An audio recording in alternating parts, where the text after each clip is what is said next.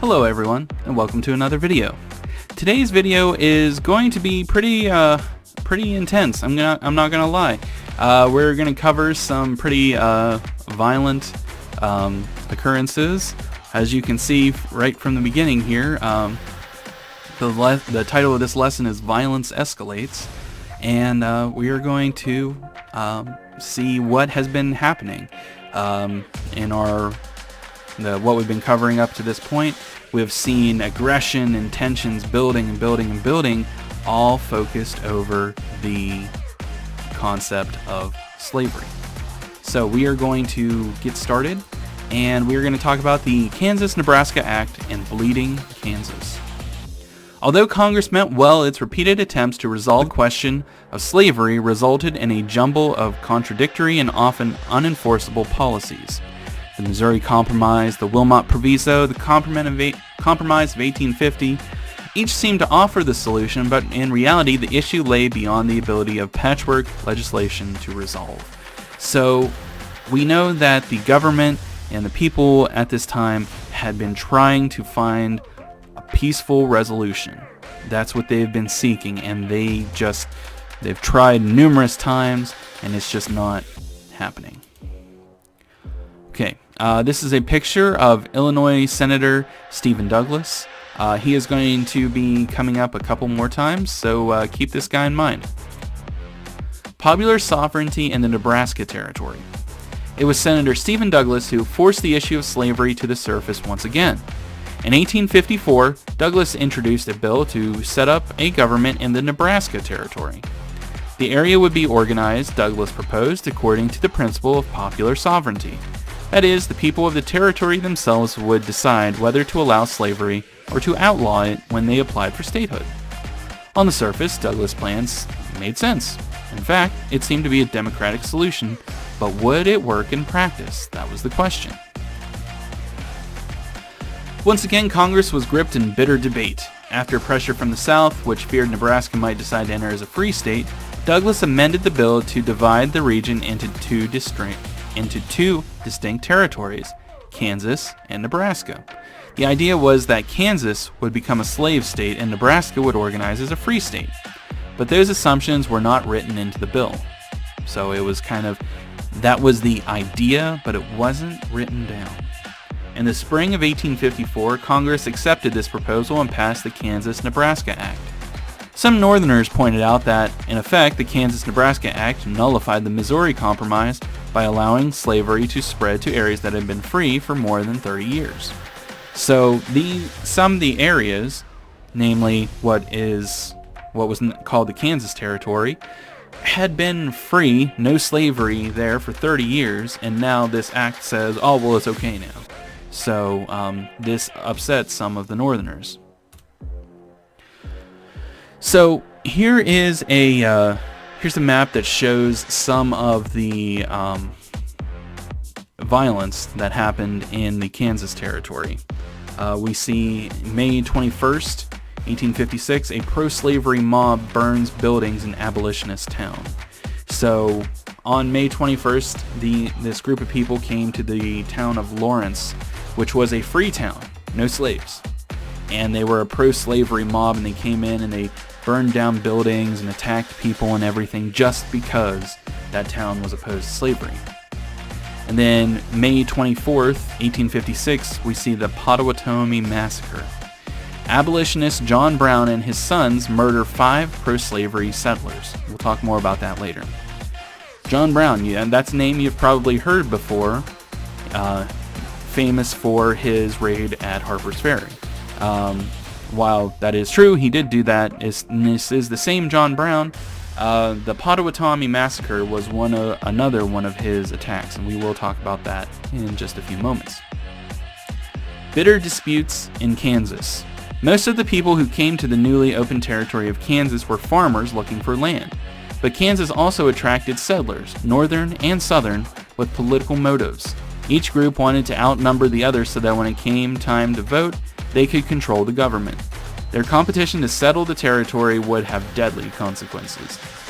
By 1855, pro-slavery settlers had set up a territorial government near the border of Missouri, a slave state. During the election, pro-slavery residents from Missouri, known as border ruffians, had swept into Kansas and coerced local voters into voting for pro-slavery candidates. They also cast their own illegal votes.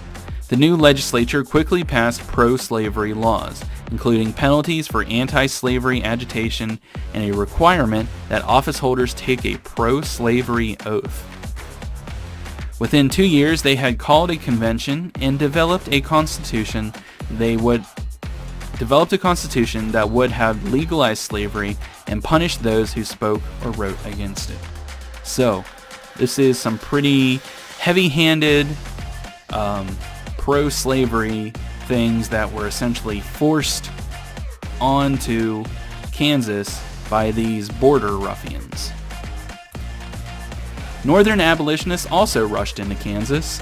The New England Immigrant Aid Society raised money to help several thousand Free State supporters establish the town of Lawrence, a few miles east of the pro-slavery capital of Lecompton. These settlers joined other Free State advocates in establishing an anti-slavery government in Topeka. By early 1856, this Topeka government had petitioned Congress for statehood. Kansas now had 2 governments petitioning for statehood. It was a sure setup for disaster. So, we now have 2 groups of people claiming to be the official government of Kansas. Whenever you have 2 governments, each calling themselves the official government, there's no way that this is going to end well. And that leads us to John Brown's midnight executions.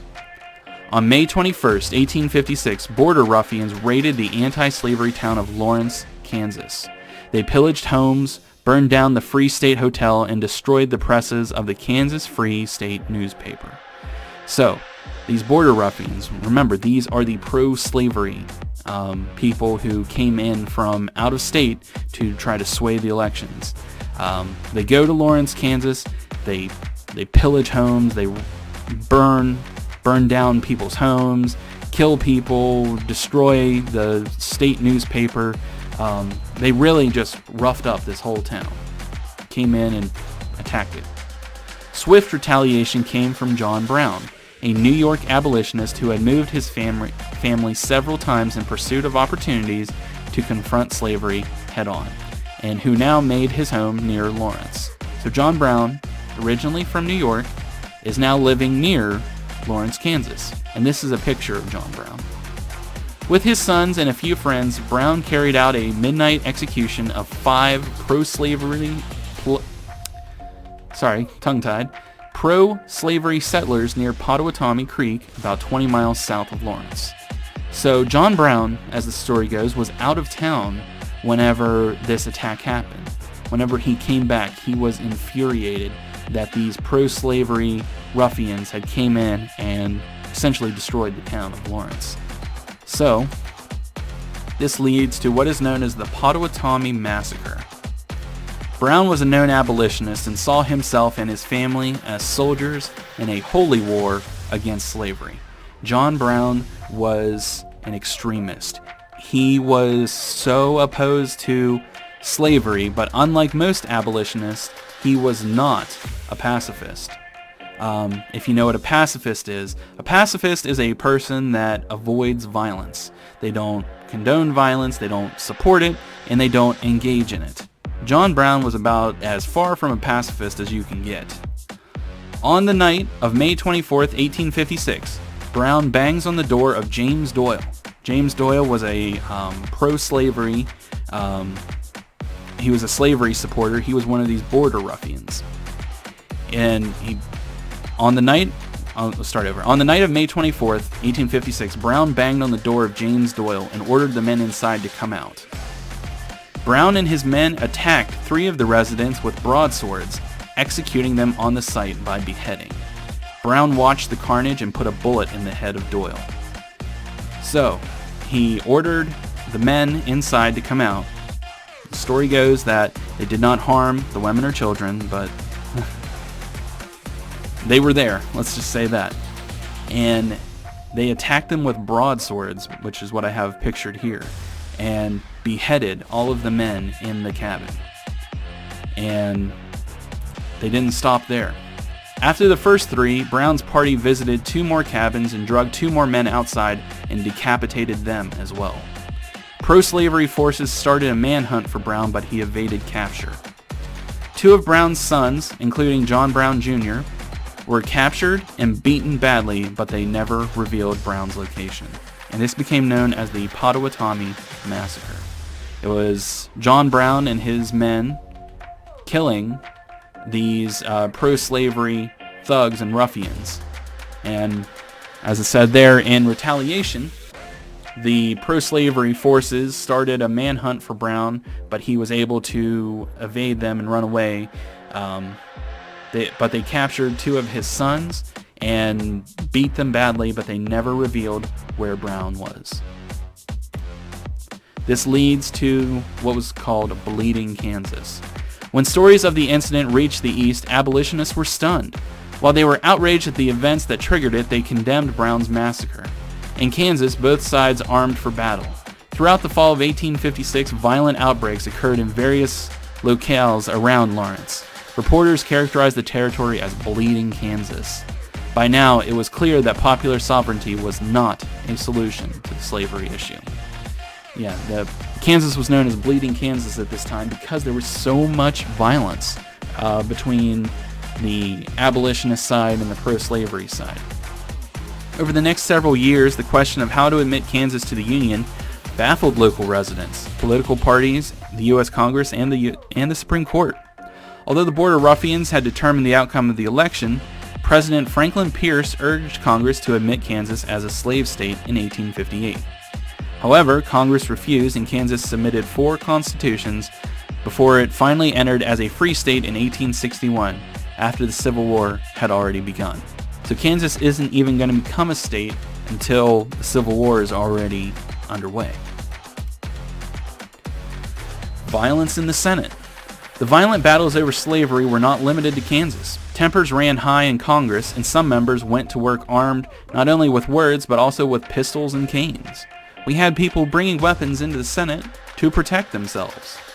In May 1856, just as fighting broke out in Kansas, Massachusetts Senator Charles Sumner delivered a blistering speech on the Senate floor, which came to be known as the Crime Against Kansas. He blasted Southerners for their bullying and fraud in the Kansas elections, and he referred to the border ruffians from Missouri as hirelings picked from the drunken spew and vomit of an uneasy civilization in the form of men. Hirelings picked from the drunken spew and vomit of an uneasy civilization in the form of men. That's not a great thing to be called. Then Sumner insulted South Carolina Senator Andrew Butler, who was absent.